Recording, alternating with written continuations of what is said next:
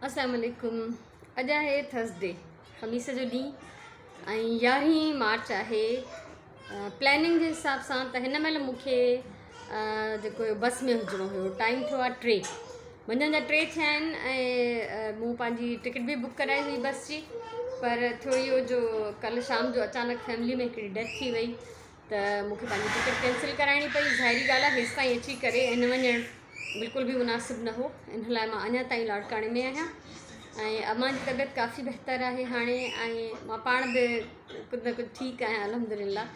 सो मूं सोचियो थोरो घणो तव्हां सां ॻाल्हाए छॾिजे। ऐं सुभाणे शायदि मां वरी ट्रेवल में हुजां त लाइव सेशन न थी सघे, कुझु चई नथी सघां।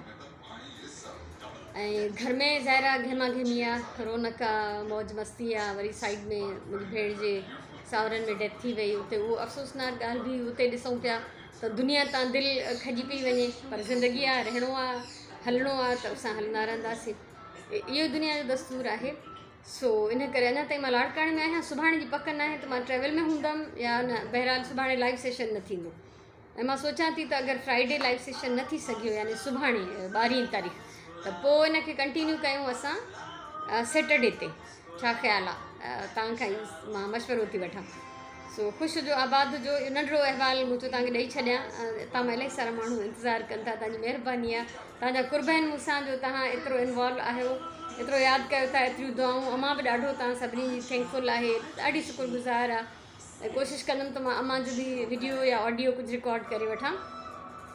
सो हाणे मां तव्हांखे मोकिलायां थी पई।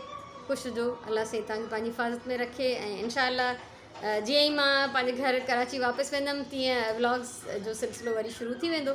तेसिताईं इजाज़त ॾियो। अल्लाह वाहिद।